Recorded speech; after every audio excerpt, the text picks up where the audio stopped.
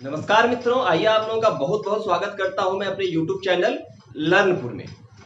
आज का जो हमारा टॉपिक है वो क्लास छठी की एनसीईआरटी ज्योग्राफी की चैप्टर नंबर 3 है, मतलब अध्याय 3।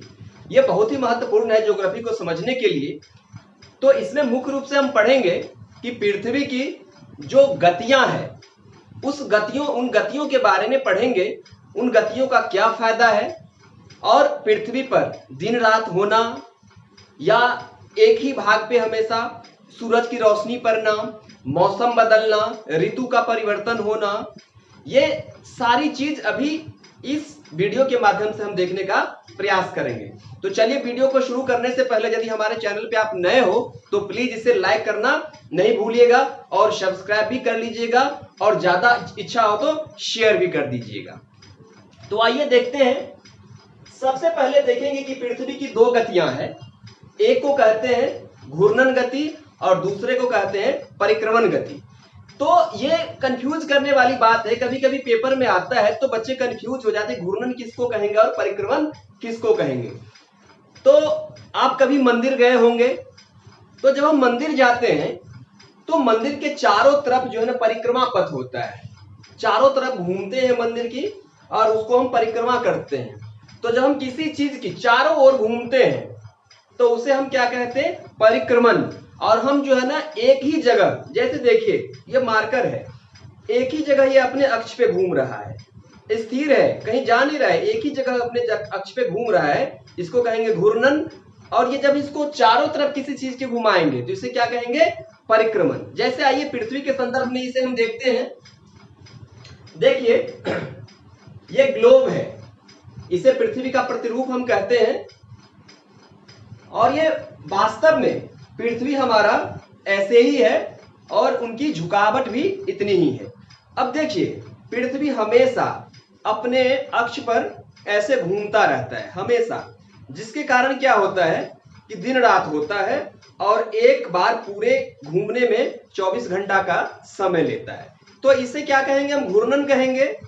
लेकिन पृथ्वी क्या करता है कि ये तो घूमता ही है और ये घूमते घूमते, समझिए कि सूरज, मुझे आप सूरज मान लीजिए, तो ऐसे यदि चारों तरफ घूमेंगे तो ये क्या कहेंगे, परिक्रमण कहलाएंगे, चारों तरफ घूमना।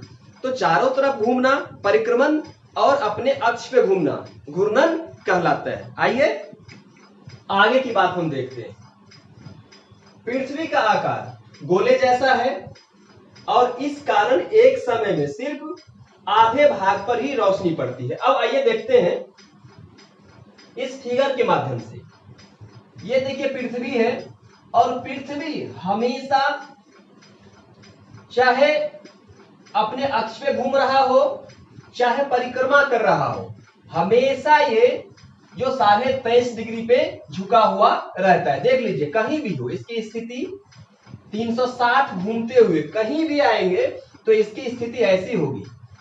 देख लीजिए चारों स्थिति जो दिखाई गई है, चारों स्थितियां जो दिखाई गई है आपको, चारों स्थितियां में पृथ्वी जो है ना ऐसी झुकी हुई है सभी जगह 23.5 डिग्री पर। तो अब क्या होगा कि देखिए एक समय में इस भाग पे सूरज की रोशनी यहां से इस भाग पे जा रही है, तो इस भाग पे क्या होगा, जितने दूर, समझिए कि इतने दूर पे रोशनी पड़ रही है इस भाग पे, तो इस भाग पे क्या होगा, इस भाग पे होगा उजाला, मतलब दिन होगा। और इसके जो अपोजिट साइड है, इसके अपोजिट साइड पे क्या होगा, इसके अपोजिट साइड पे अंधेरा होगा, मतलब रात होगा। तो पृथ्वी पर एक ही समय में दिन और रात दोनों होता है। जिस भाग पर सूरज की रोशनी पड़ती है उस पे दिन, और जो भाग छाया में आता है उस भाग पे रात होता है।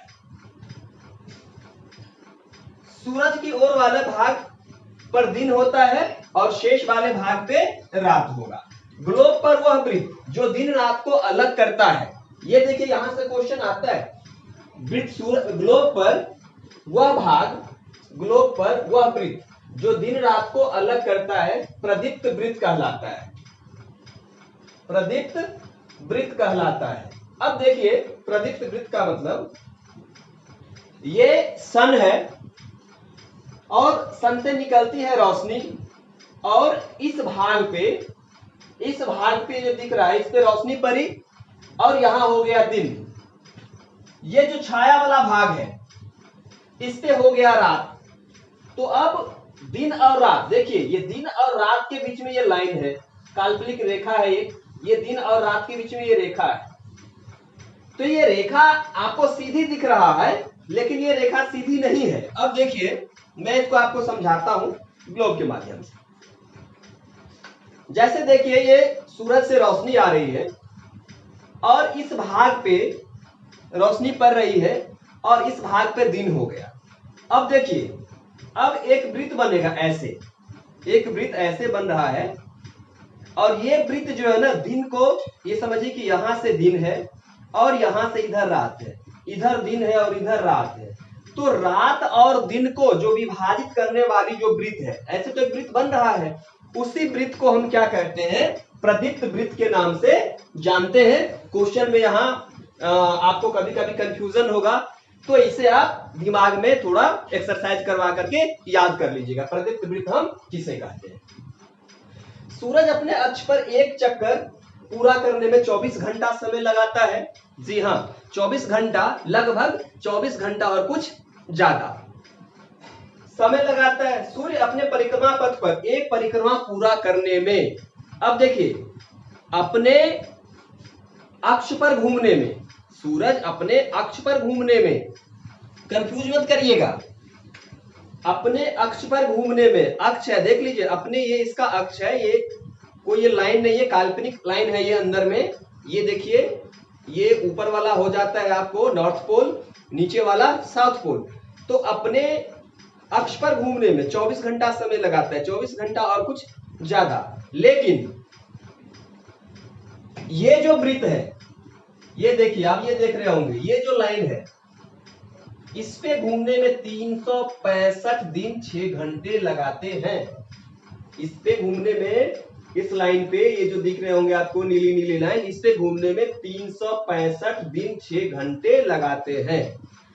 लेकिन हम अपने सुविधा अनुसार 365 दिन ही बोलते हैं और 365 दिन बोल करके काम चलाते हैं। लेकिन आपको पता होना चाहिए, बहुत सारे लोगों को पता भी होगा कि ये जो प्रत्येक वर्ष 6 घंटे बच जाते हैं, ये 4 साल के बाद 6 को गुना करिएगा 4 से, 4 साल बचा पहले साल में, दूसरे साल पहले साल में 6 घंटा बचा, दूसरे साल में भी 6 घंटा 12 घंटा, तीसरे साल में भी 6 घंटा 18 घंटा, चौथे साल में भी 6 घंटा। तो कुल मिलाकर के 24 घंटा हो गया। 24 घंटे का मतलब एक दिन। अब आप समझिए कि एक दिन जब बढ़ जाता है तो चौथे साल में 365 दिन के बदले में 366 दिन होता है, और जिस साल 366 दिन होगा उसी साल को हम लीप ईयर के नाम से जानते हैं।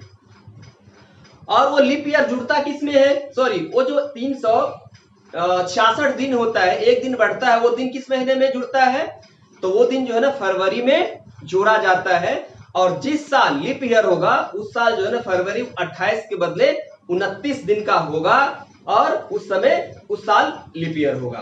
तो ये चीज जो है ना थोड़ा आप ध्यान में रखिएगा। यहां से आपको जीएस में भी और कभी कभी आपको जब रीजनिंग का क्वेश्चन सॉल्व करने जाइएगा वहां भी आपको लीप ईयर से क्वेश्चन आता है, तो ये चीज थोड़ा आप मेमोराइज करिएगा। अब आइए हम चलते हैं कुछ समझने के लिए नेक्स्ट स्लाइड पे। अब आइए देखते हैं कि पृथ्वी पर जो ऋतु परिवर्तन होता है, हम सब जानते हैं कि भारत में 4 ऋतुएं होती है, गर्मी, ठंडी, जाड़ा और बरसात। तो ये जो मौसम परिवर्तन होता रहता है, ये मौसम परिवर्तन क्यों होता है, तो मौसम परिवर्तन के लिए पृथ्वी का जो परिक्रमण काल है वह मुख्य भूमिका निभाता है, या यूं कह सकते हैं कि परिक्रमण के काल के कारण ही पृथ्वी पर ऋतु परिवर्तन होता है। अब ये देखिए कि अभी पृथ्वी जो है ना इस तरह से मूव किया हुआ है। इसमें क्या है कि मुख्य रूप से उत्तरी गोलार्ध में दक्षिणी गोलार्ध में जो है सूरज की रोशनी पड़ती है सीधी, तो दक्षिणी गोलार्ध में अभी क्या होगा कि टेम्परेचर ज्यादा होगा और उत्तरी गोलार्ध में टेम्परेचर कम होगा। तो यहाँ पर जो है ना मौसम गर्म रहेगा। अब यहाँ देखिए, यहाँ जब पृथ्वी की स्थिति हो जाएगी तो जो सूरज की किरणें हैं सीधी पड़ेगी कहाँ, पड़ेगी दक्षिणी गोलार्ध में। तो दक्षिणी गोलार्ध में जो है ना काफी टेम्परेचर रहेगा और इस साइड वाले उत्तरी गोलार्ध में कम। तो कुल मिलाकर के जो पृथ्वी का परिक्रमण काल है, परिक्रमण काल के कारण ही ऋतुएं परिवर्तन होती रहती है। चलिए अब नेक्स्ट पॉइंट को समझते हैं। ध्रुवों पर सामान्यतः 6 महीनों की दिन और 6 महीनों की रात होती है। जी, यदि हम ध्रुव पे चले जाए तो 6 महीने के बाद, मतलब आप यदि दिन में हैं तो 6 महीने के बाद आपको रात मिलेगी और फिर आपको 6 महीने रात में गुजारना होगा और 6 महीने के बाद आपको दिन का दर्शन होगा, मतलब सूरज का दर्शन होगा। तो यदि आप खूब सोना चाहते हैं तो आपको ध्रुव पे चले जाना चाहिए।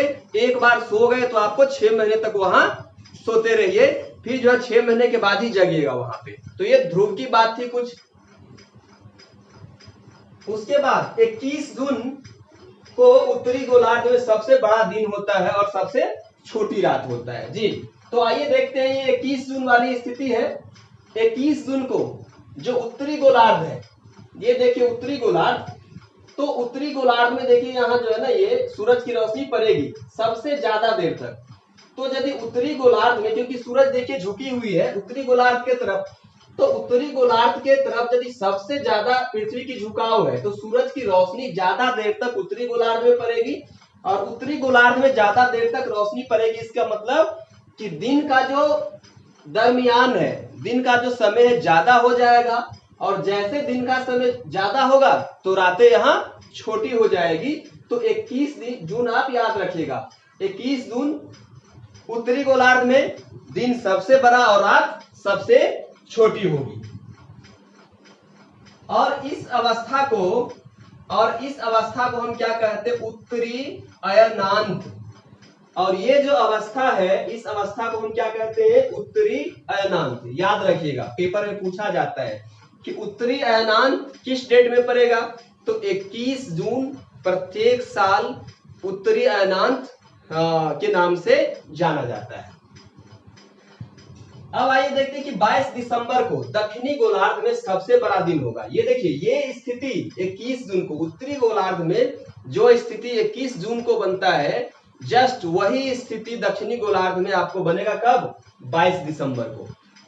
उत्तरी गोलार्ध में 21 जून और दक्षिणी गोलार्ध में 22 दिसंबर को सेम स्थिति बनेगी और दक्षिणी गोलार्ध में रातें सबसे छोटी होगी 22 दिसंबर को और दिन सबसे बड़ा होगा। और इस स्थिति को हम क्या कहते हैं, दक्षिणी अयनांत।